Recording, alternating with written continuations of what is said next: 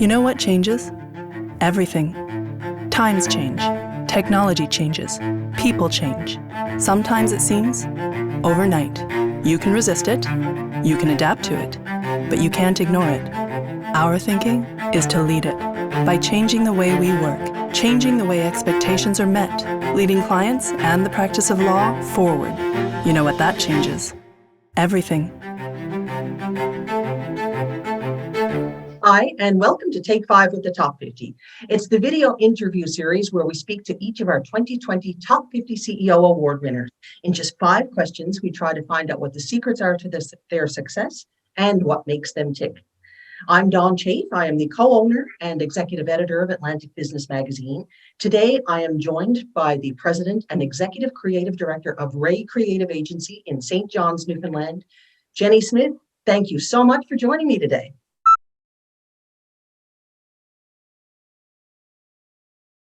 Being the only creative director who owns an agency in Atlantic Canada in this region is it's actually kind of sad in a way.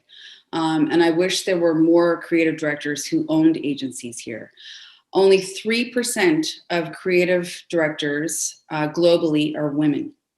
So I'm trying to break down those barriers and become a truly diverse place to work.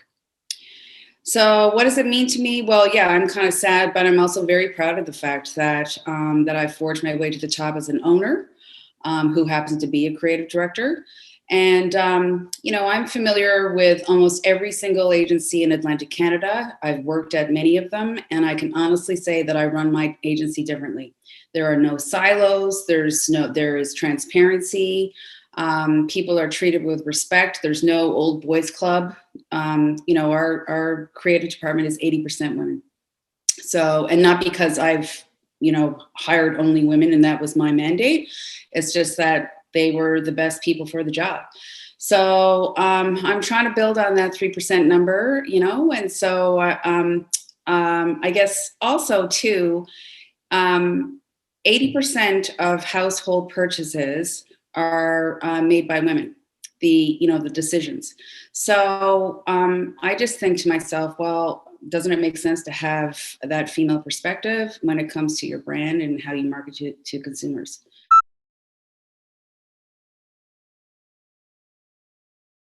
I have taken a lot of risks in my life. I'm a huge risk taker. I'm always the last person at the party taking that tequila shot. So, but I think just opening the agency at the height of an economic crash was huge.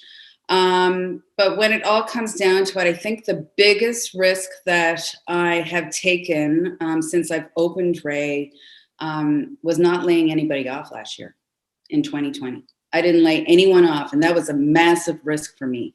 And I had a lot of sleepless nights and a lot of hair loss.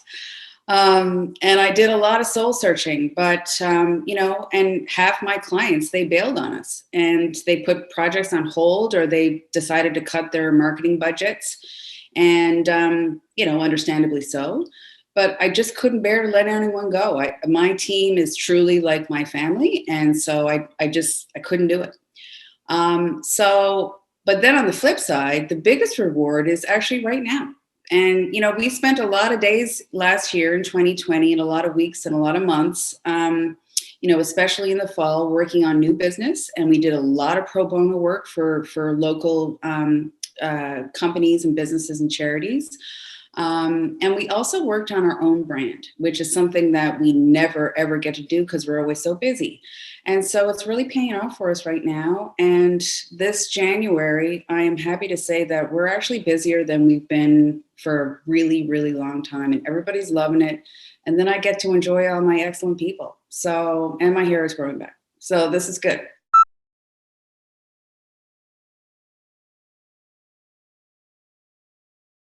So for those of you who don't know what a Cannes Lion is, it's an award that is highly coveted in the advertising industry. So winning a Lion is like winning an Oscar. That's how they compare the two. The Cannes Festival of Creativity is an annual festival that happens every year in France. And it literally celebrates the best work in the world. So everyone from all over the world in the advertising and marketing and communications industry gathers.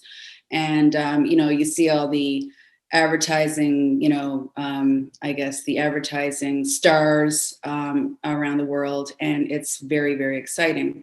So it wasn't only me, there was a big team involved, but, we won it for a promotion for Irving Oil. And so I guess everybody remembers the Irving Mainways. So it was for a summer promotion called Cruisin' to Win.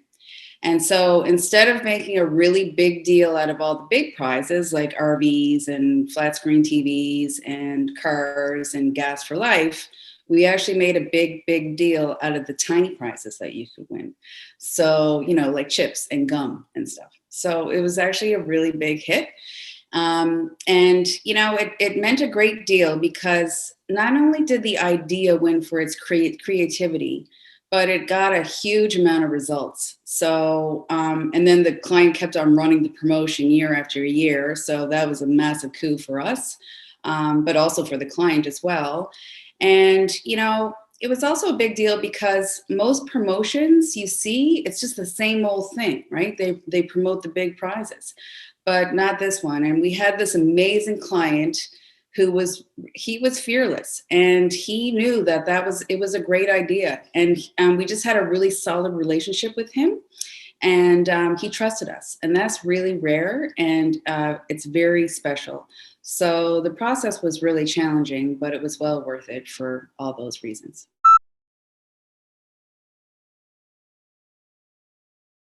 Absolutely not. We get results for our clients all the time by using our creativity. So every day we solve business problems with creative ideas. That's what we do.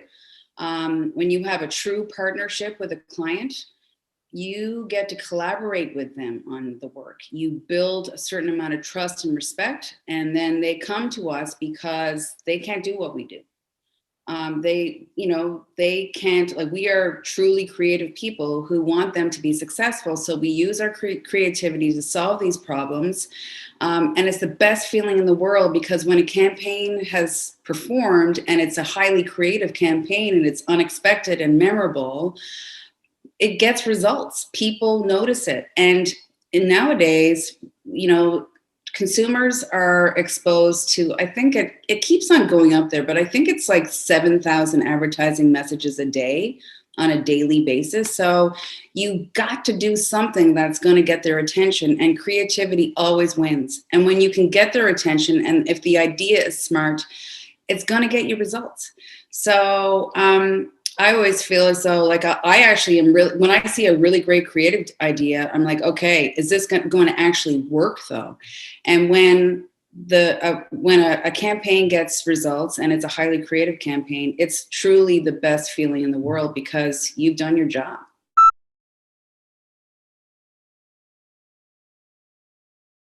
I didn't talk until I was 3. And that's true. So my parents thought there was something wrong with me. But I guess I just wasn't really ready to speak. But once I did, I didn't beat around the bush. I just said it how it was, like I always told the truth, whether people liked it or not. So, and in my opinion, I think that being blunt is often perceived as being rude, but I'm just being direct. Like, I'm being blunt. To me, is being honest and also really genuine. So, and also, what if, when I'm blunt, I'm also being respectful, and I try to be as diplomatic as possible. Sometimes I have to learn to better deliver the truth. And also sometimes I have to learn to use my inside voice.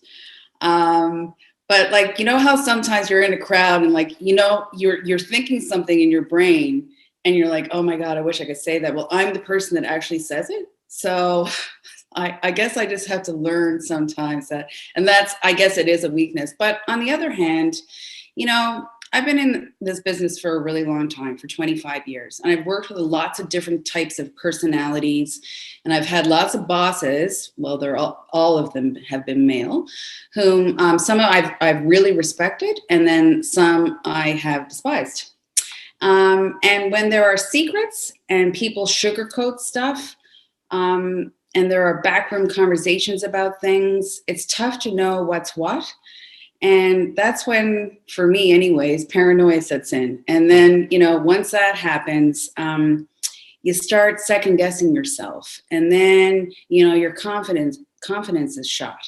And then once that happens, you're basically completely screwed, because coming up with ideas and delivering great work, it just gets harder and harder. So over the years, I've learned that being honest and transparent and even being blunt, and even if the truth hurts sometimes, in my mind, it's just a much better way to lead people. So they know the situation, they know exactly where you stand, they know where they stand, and they just know what to expect. And when you receive constructive criticism in the form of a very blunt kind of conversation, I personally feel as though you get better, you grow, and you excel. I remember when someone told me, and I was so pissed off at the time when they told me, they were like, you have a real chip on your shoulder. And this is when I was first starting out in advertising. And I thought to myself, oh my God, what an asshole. And then I thought, you know what? He's totally right. Like, he just said it how it was, and he is right. And I got to work on my attitude, and I have to work on myself. And so I feel as though, being honest and blunt, I actually consider these qualities to be, a strength for leadership, I even go as far as bringing my whole team in on my financials, so they know how well or bad we've done on a regular basis. So, they work hard and they deserve to know the truth. So yeah, sometimes I can work on my delivery and not use my inside voice all the time. But I really feel as though being blunt and honest is also being really genuine. And that's it. That's me. Take it or leave it.